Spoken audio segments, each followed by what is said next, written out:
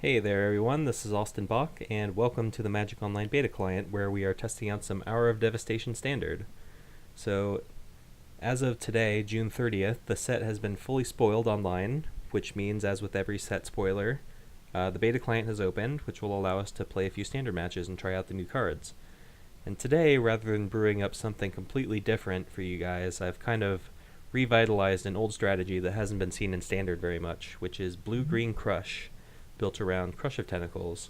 So the idea of this deck is just to play a bunch of ramp spells, make a bunch of mana, and then go off with either Part the Waterveil or Crush of Tentacles, or both, and just sort of go over the top of everybody. The reason this deck has not been in Standard, has not been a player in Standard for a while, is that it lost a couple of key pieces to the last rotation, namely Nissa's Pilgrimage, which was a 3-mana ramp spell, and Explosive Vegetation, which was a 4-mana ramp spell. So the deck was just lacking the means to get a bunch of lands into play like it used to.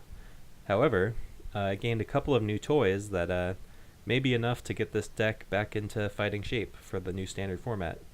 The first main card is not actually an Hour of Devastation card, it's Spring to Mind, back in Amonkhet. When I saw this card spoiled back in the day, a few months ago, I pegged it as a card that could be good enough to make this deck viable again. Turns out it was not, because it by itself was not quite enough to get the ball rolling on ramp. However, the card Hour of Promise was also spoiled, which is a 5 mana, it goes and gets you 2 lands out of your deck. So for 1 more mana you're getting an Explosive Vegetation, but much better, because it does not only get basic lands, it gets any kind of land. So usually what you want to do when you cast it is go get 2 Lumbering Falls, because Lumbering Falls is just a fantastic threat that's gonna, chip your opponent away while you're, bouncing their board or whatever you're doing. But you can also go get 2 Shrine of the Forsaken Gods, which will allow you to cast an early Ulamog, which is kind of a plan B of sorts, or plan C, which is actually printed on the card very helpfully for you. It has a Desert Clause, which means if you have 3 deserts, you get 2 zombies, which is good and bad. Sometimes it's not that useful to have zombies because of Crush of Tentacles. You're just going to lose them again anyway. But sometimes, when you're tapping out on turn 5 for something that doesn't affect the board, you're just going to get run over. But if you just go get a couple deserts, which we have exactly 3 of just for Hour of Promise, Desert of the Mindful and Indomitable, the cycling lands, you can just get some zombies to buy you some time, because that's all this deck's trying to do, is buy time and start chaining Part the Waterveils and Crushes together. So a couple other key differences. Supreme Will is another new addition from Hour of Devastation, and this is my pick for the best card in the set, period. I know there's a lot of flashier cards that are being talked about, but this card is just extremely efficient and flexible. Is going to be a big player in Standard. So for 3 mana, you get either a Mana Leak or an Impulse. So previously this deck was playing Anticipate, which is basically the exact same effect as... Well, I guess it's only looking at 3 cards, but basically you're getting one of the top 3 cards, putting the rest on the bottom. This, you're paying 1 more mana for the ability to look at 1 more card, but you also get a counterspell out of the deal. And, sometimes this deck just really wants to have interaction. Like, obviously most of the time, you'd rather just be anticipating and ignoring what your opponent's doing, but it's really nice to be able to have a main deck counterspell for when your opponent plays something that you really need to deal with. So I think it's going to end up being better than Anticipate, and perhaps even Pieces of the Puzzle, which we're also playing. Only playing 3 copies of it. Previous versions were playing 4. But this deck has a lot more card advantage going on, because we also have, the backside of Spring to Mind. Previously the deck had a lot of ways to get card advantage in the form of lands, thanks to cards like Nissa's Pilgrimage. But you really wanted more spells, which is where Pieces of the Puzzle really shines. But Spring to Mind kind of does it all on its own, so I don't think we need to play all the copies of Pieces of the Puzzle. Although it does have some synergies in the deck. Also, full disclosure, one thing I need to mention here before we go any further is that we're playing Attuned with Aether, which is not the card I want to be playing. This should be Traverse the Ulvenwald. The reason it does not traverse the Ulvenwald is that currently on the beta there's some kind of bug or something going on where Shadows over Innistrad is not available to be played for whatever reason in Standard.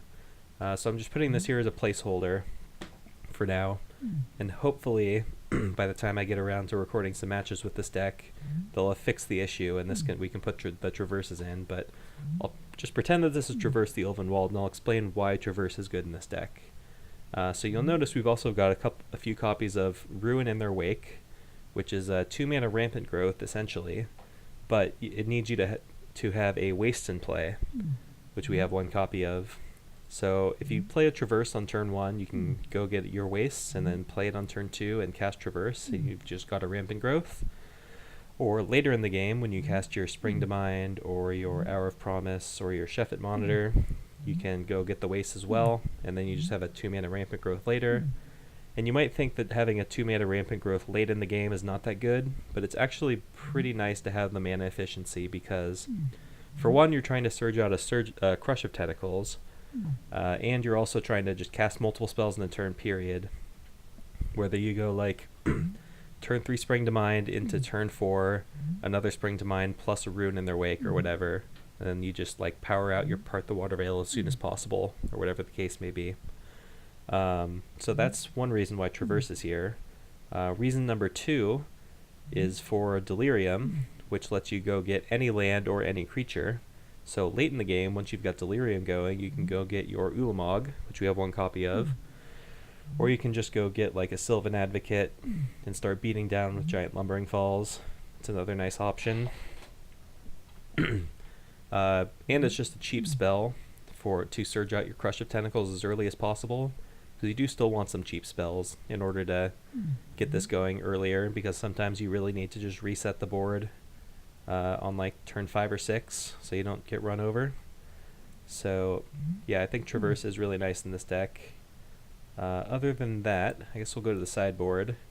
So we're playing Nissa right now, but this should be Tireless Tracker. Again, I'm hoping that they're going to fix the Shadows over Innistrad issue so that we can replace that by the time I record some matches, but if not, we'll have to make do. Just some life gain in case you're playing against an aggressive deck, some counter spells. Sphinx of the Final Word is a really important piece.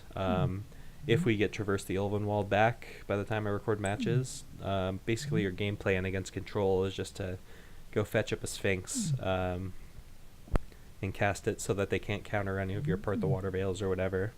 Worldbreaker is similarly just a good mid-range threat for when you need more threats. Fetchable with Traverse, and also synergizes with Pieces of the Puzzle, because if you mill it with the Pieces of the Puzzle, you can get it back, which is another nice utility for the Waste, because that gives you something to use your colorless mana on.